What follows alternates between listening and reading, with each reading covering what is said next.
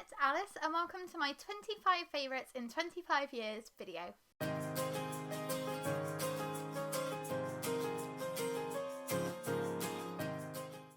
as I mentioned on Tuesday, I am going to be 25 on Saturday and I'm in the mood for some birthday related excitement this week. So on Tuesday I posted my take on the birthday book tag. If you're interested in checking that out, then I'd be really super duper grateful.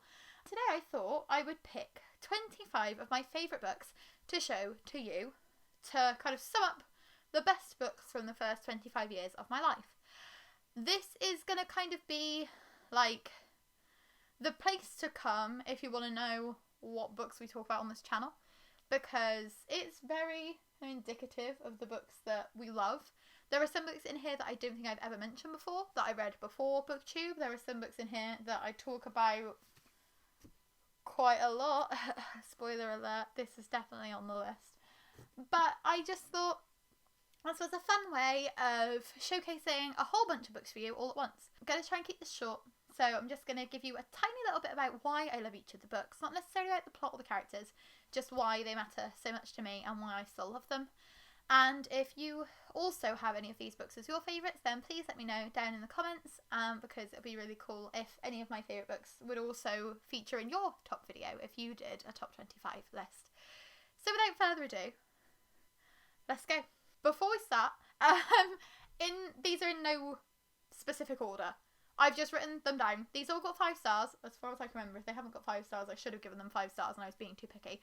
These have all received 5 stars from us, and these are the books that I would reread over and over again, that I would own 17,000 copies of if I had the space for it, that I want to have all the different editions, I want to meet the author, I want to just gush about them forever. This is how good these books are to me. So I'm not going to pick a specific favourite based off of the fact that Red Rising is in my YouTube picture. You can guess that would probably end up coming out on top, but for the purposes of today's video, they're all equal. Now we can begin. So the first book I would like to talk to you about is Countless by Karen Gregory. This is Karen Gregory's debut novel. She is an author from Wiltshire, so she lives quite close to me. I've been honoured that I've gotten to meet her a couple of times, and she's such a lovely person as well as a brilliant author. This follows a girl called Hedda. She is suffering with anorexia and she finds out that she is pregnant. I read this at a time when I was really struggling with my eating, and I had a very bad relationship with food and a very bad relationship with my body, and this book was so powerful that I wept on the bus. I was just sat there, tears streaming down my face, blazing sun coming through the window and lots of people staring at me. But it is such a powerful novel and one of my favourites. The next book I'd like to mention is Entangled by Kat Clark. This is another book that made me absolutely cry my eyes out. I don't cry very often at books, so the fact that these books have managed to evoke that response from me is probably the main reason that they are the memorable favourites for me. I read Entangled at a time when I didn't read all that much, and I got out of the school library, sat there and read it in one day. It's about a girl who she's trapped in a white room and people keep coming to visit her, but she doesn't know where she is, she doesn't know how she got there, and you're jumping back in time. She's writing these letters to herself to remember what happened, and you're discovering her story as she is discovering it. And it's fascinating. It's also a debut novel. I just seem to prefer debut novels, which is something that you will see later on because we've got quite a lot of debuts in this stack. But there's just something about Kat Clark's writing in this one that is superb. And if you haven't tried Kat Clark before, she is one of the best voices in UK YA. She is not afraid to write some very serious subjects, and she does them in such a no-holds-barred way that she does stab you in the chest and stab you in the heart multiple times during most of her books. The next book I'd like to mention is The War of the Worlds by H.G. Wells. This is a book about the Martians invading Earth, and a guy has to outrun them, effectively. It's an alien invasion novel. It's a classic. It was the first H.G. Wells novel I read, and it was the first classic sci-fi that I'd read. I read this just after I read Red Rising, and that kind of opened up my reading tastes a lot, because I'd never really enjoyed sci-fi or fantasy before that point. But I read this very soon afterwards, and it still sticks in my mind to this day. None of H.G. Wells' other novels really hold a candle to this one. Hold flame to this one? H.G. Wells' other novels really impressed me as much as this one does, which is a shame because I've read 95% of his released works now. I think I've only got 1 or 2 left to go. But if you're looking for an alien invasion novel and you're interested in classic sci-fi, definitely recommend this one. Another classic I'd like to mention for you today is Northanger Abbey by Jane Austen. I read all of Jane Austen's novels in 2018. I read a novel a month just so that I could get through her releases. And this was my favourite one by far. And it makes me a bit sad that this is the one that doesn't get talked about as much. Everybody loves Pride and Prejudice. Everybody loves Emma. But Northanger Abbey just has something extra special for me. This is Jane Austen's attempt at writing Gothic literature. So as well as having her trademark sardonic social commentary and the discussions of the relationships between women and men and how society expect them to play out, this also has a lot of Gothic sensibilities in it. So it's got that tension and I just loved it. I need to reread this one sooner rather than later because I can't really remember anything about it. I just know for a fact it was my absolute favourite Jane Austen novel. The next book I'd like to mention is Nevermoor by Jessica Townsend. This is the first book in the Morrigan Crow series. It's also called The Trials of Morrigan Crow, I think. Yes. Basically, Morrigan Crow goes through lots of different things and each novel has a name and then like a subtitle, and I can't really remember what this is. But Morrigan Crow is a cursed child. She is destined to die on, I believe, her 12th birthday. But she gets swept away to a land called Nevermoor instead. And she has to learn the rules of this new world. She has to come to terms with the fact that she has left her old life behind. And there's a lot more to it. But it's just really magical and it has that amazing feeling of discovery and wonder that makes me feel as though I'm young again when I'm reading it. And this is one I can't wait to share with Sophia and Ezra when they're a little bit older. The next book I'd like to talk about is Furiously Happy by Jenny Lawson. This is a non-fiction book about a woman's struggle with depression and mental health and the way that it makes her act a little bit out of character at times, but how she's trying to live life in a way where she's being furiously happy. So instead of letting her mood swings drag her down and getting into these like deep depressive states, she's trying to grab life by the balls effectively and live it to the fullest. I just found this one so funny. It's such a different look at mental health because it's not woe is me. It doesn't focus on the negative sides. It focuses on how you can try and turn the negatives into positives. There are lots of funny excerpts. I laughed out loud multiple times reading this one, and it definitely makes me want to read more of Jenny Lawson's writing in the future. And another non-fiction book that I would like to mention is Bad Feminists, which are essays by Roxane Gay. This, again, absolutely sublime. I love feminist literature and I love reading feminist non-fiction in particular, and out of all of the ones that I've read over the years, this is definitely standout and it's the top of my list, which is why I want to mention it. Roxane Gay doesn't only focus on women, so she also writes about black rights, she also writes about fat phobia and the way that media views people who are of a larger size. She talks about the struggles as a writer, and there's just lots being tackled in here. It's feminist at its heart, but it's very much intersectional feminism, and it's talking about the way that feminists should care about all of these different issues if they truly care about equality for all, and I think that's a great message to have at the heart of a feminist essay collection. The next book I'd like to mention is The Innocence Story by Nikki Singer. This is a book that I read when I was either 11 or 12, borrowed it out of the library, and I couldn't remember what it was. I didn't keep track of what I was reading, but the story stuck in my head so prominently that I ended up going on Goodreads on the What's That Book forum in the groups, and I said, hey, there was a book. It had like a flower with an eye in the centre, and it was about a young girl, and I can't find it. And somebody managed to find it for me, and I was really super duper grateful. I still haven't been able to find a copy of it, so it is something that I need to prioritise soon because I would like to reread this one. But this is about a girl who gets caught in the crossfire. She gets killed in a terrorist attack. And when she dies, her soul leaves her body. So she kind of goes up, and she can see the whole of the world. And then she comes back down, and she's like investigating the events that led to her death before she can find peace for herself. And it's so impactful. I can remember this one made me cry, and I absolutely loved it. And It makes you ask a lot of questions about the reality of humanity and what we truly are, whether we are our bodies or we are our minds or we are souls. And it's very, very powerful. So I would recommend this one as well.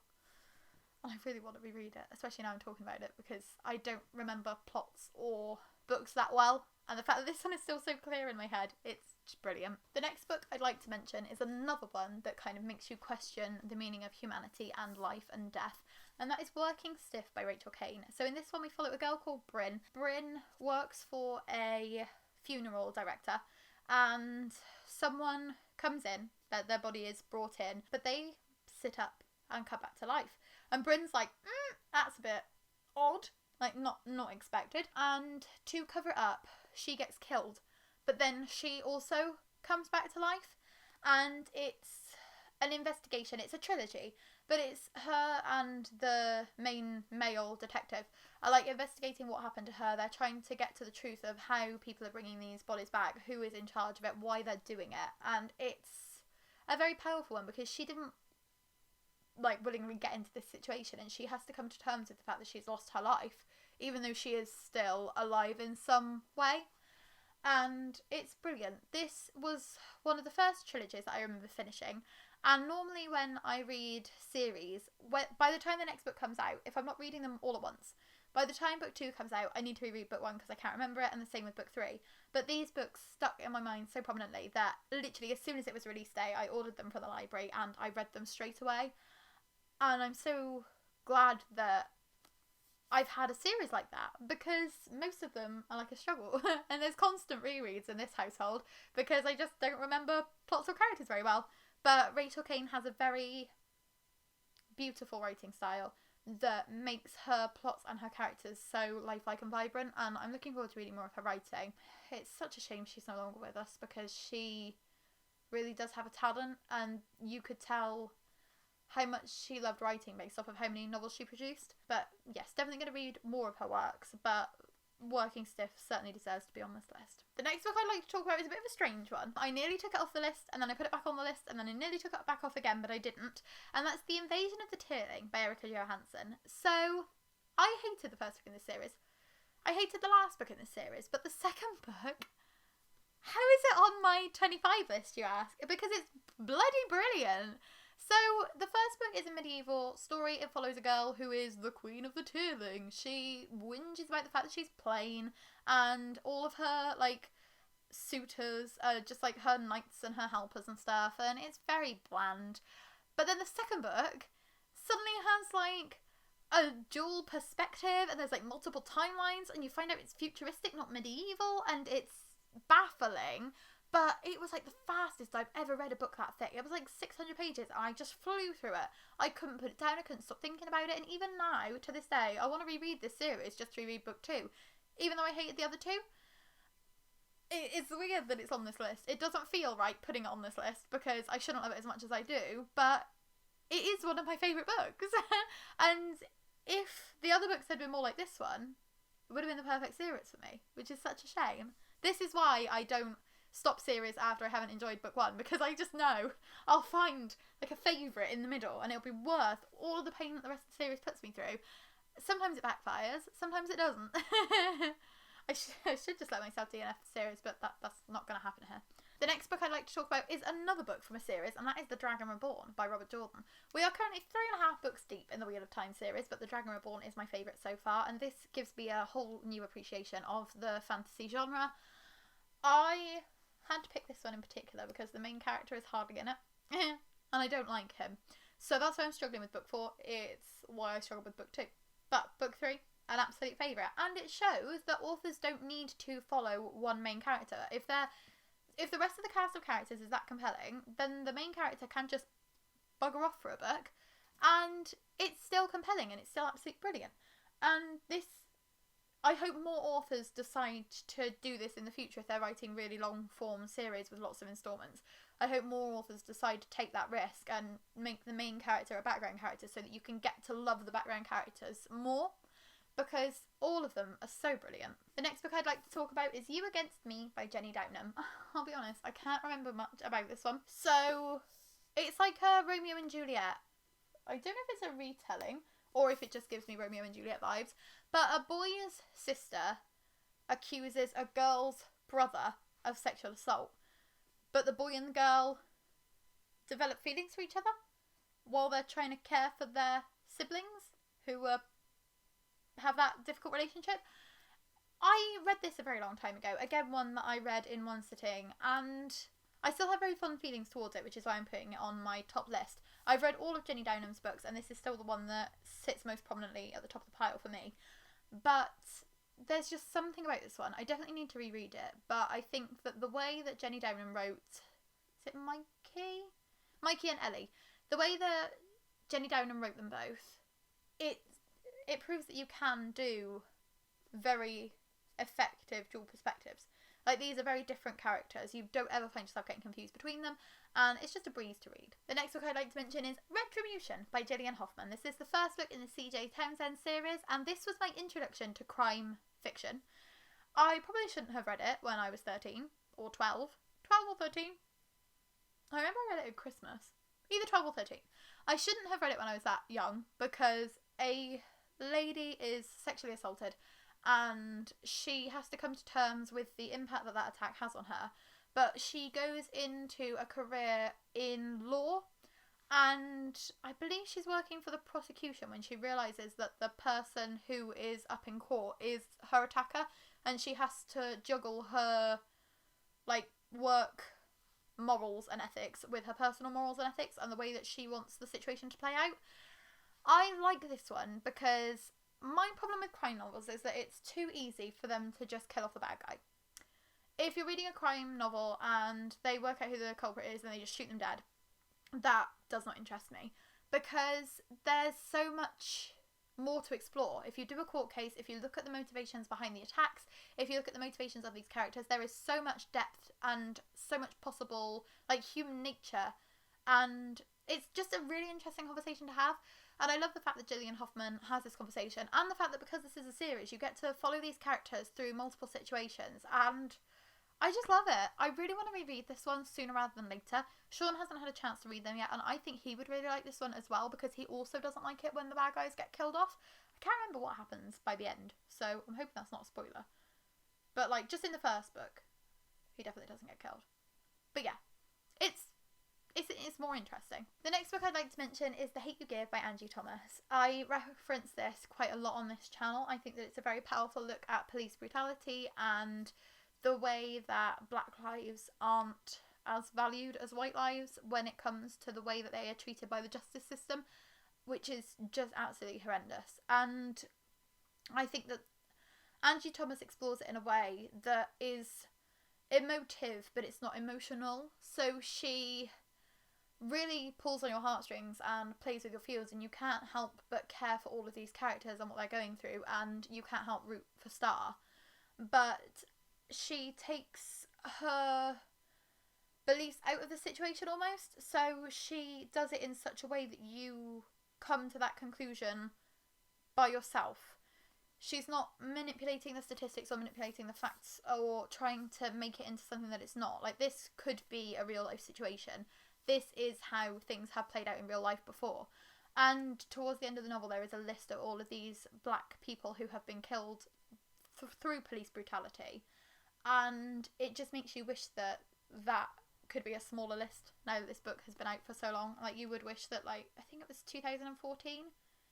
2017. Nowhere near as early as I thought it was. But still, it's been 4 years, and you just wish that there weren't as many names to add to the list, and it makes me really sad that there are. But if you're interested in police brutality and Black Lives Matter and things like that, then this is a must-read. The next book I'd like to mention is Far From You by Tess Sharp. I have no words for how much I love Far From You. This is a book that I have talked about recently in the birthday book tag, which I mentioned earlier. It's about a girl who is developing feelings. I'm trying to do this in a not spoilery way. A girl's best friend gets killed, and she wants to find the murderer. But as the story unfolds, you learn that she had feelings for her best friend as well. So it is a queer novel, and it's so hard not to spoil it. It's just really emotional. I cried during this one as well. I'm just going to say that by basically every book. All of these made me cry. Like, these are 25 books that made me cry that I love. But, like, this one really hurt me. I just still feel emotional about this one to this day. And it makes me want to read everything that Tess Sharp puts out. Like, I absolutely loved The Girls I've Been. I read that earlier in the year. I want to read her adult novel as well, because she's just got such a brilliant writing style, and all of her characters are so well fleshed out and so realistic. And I really just need to reread this one and just do like a focused video on it, because not many people talk about this book, and more people should. The next book I'd like to talk about is Looking for Alaska by John Green. Another book that I talked about in the birthday book tag. This is another one that made me cry. Surprisingly. Could you have guessed? But this is John Green's debut novel, and Far From You was Tess Sharp's debut novel. So again, showing that I'm loving them debuts. But there's a boy, and his name is Miles. It's embarrassing that I can't remember his name. But he falls in love with this girl called Alaska, and shit happens. But it's like the perfect coming of age novel. It's the perfect like summer romance, but also absolutely heart-wrenching, horrendous look at life. And it's just really sad. It's just so sad. And this book is the reason I hate The Fault in Our Stars, because John Green actually copies one of the most impactful lines from Looking for Alaska to kind of twist it and try and turn it into an impactful line in The Fault in Our Stars. It's probably meant to be an Easter egg, it's probably meant to be a homage, but it just feels like straight up, oh, you knew that you'd written a scene which resonated with a lot of people, so you've decided to shred the very soul out of it and give it to some other characters. And that makes me angry.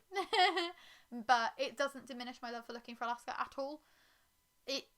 It's just perfect. I need to reread this one as well. I will have to do like a rereading my favourite books. Are they still my favourites video? Because that could be interesting. Like, most of these I read before BookTube, so they might end up being like 2s and 3s. I messed up my whole 25 list. The next book I'd like to mention is The Collector by John Fowles. This is another classic, and this is one I have reread, and I can tell you I did love it just as much when I read it last year, 2019. Time is weird. The Collector follows a boy whose name I can't remember, Frederick, and he is a collector. He collects butterflies and he pins them to his board, and he likes trapping the beautiful things. And he falls in love with a girl called Miranda, and he decides that he wants to keep her safe from the world, and he wants to make her the perfect little place to exist. So he does up his basement, and then he kidnaps her and shoves her in there. That's not how you treat the ladies you like, Frederick. But when I was a teenager, I was reading this in sixth form, and I thought it was really swoony. I was like, oh my god, I wish somebody could love me that way. But the fact is that now I've grown as a reader, so now I don't find Frederick swoony. I find him downright horrendous, really. And now I empathise with Miranda a lot more. But there is so much in here that I still love. Like the discussions about obsession, the discussions about unrequited love, the discussions about what truly makes you human. So all Miranda really wants is that connection with literature and art. So when she's trapped in this basement, she's like, oh, just please, like, get me the things I enjoy, the things that make me, like, actually comfortable. Like, let me read these books and things, like, escaping from those situations.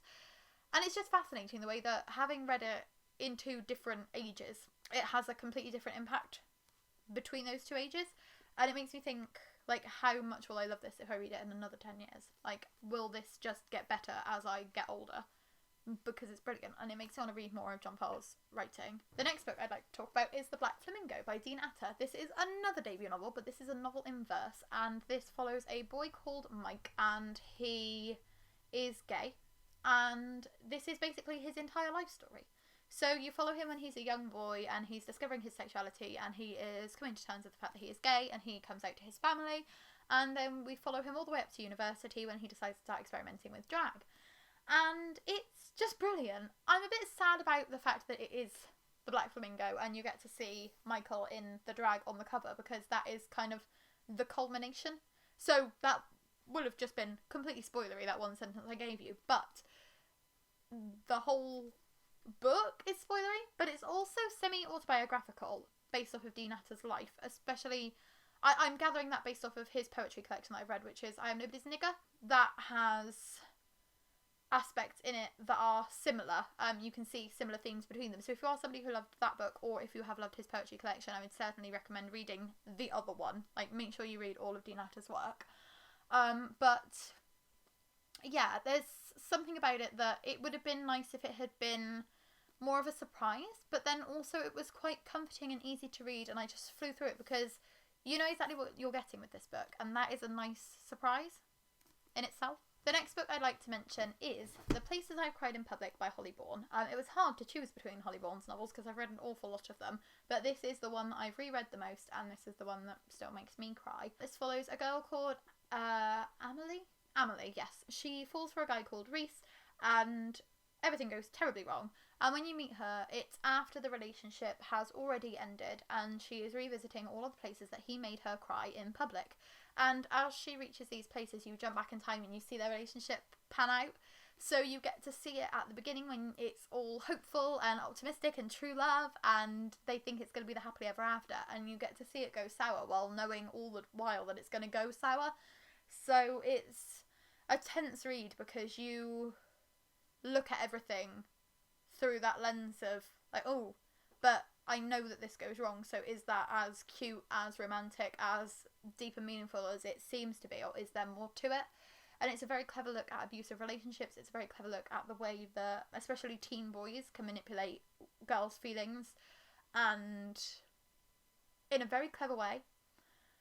I related to this book quite a bit, especially when Reese is kind of gaslighting Emily towards the end, and it does make me sad because I can imagine that a lot of people will relate to this, but this is a book that I would recommend anybody pick up no matter your age. It's just a good way of raising awareness for domestic abuse and the way that manipulative relationships can work, and coercive relationships and coercive control and like just all those things.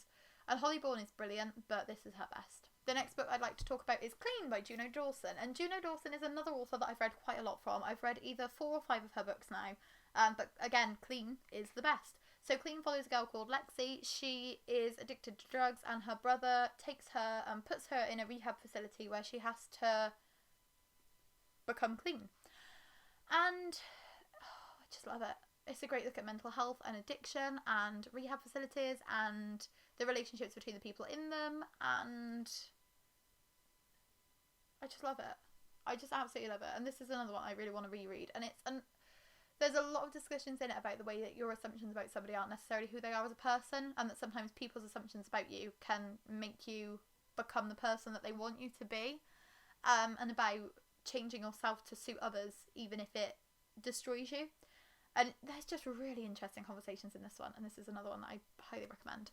The next book I'd like to talk about is A Quiet Kind of Thunder by Sarah Barnard. This is Sarah Barnard's second novel, and it follows a girl who is mute, selective mutism, and a boy who is deaf, and the language barriers that they have to overcome when they become friends and when they eventually fall in love. And I love it. This, again, I've read a lot of Sarah Barnard's novels. I've read either 3 or 4 of them, and this is my favourite.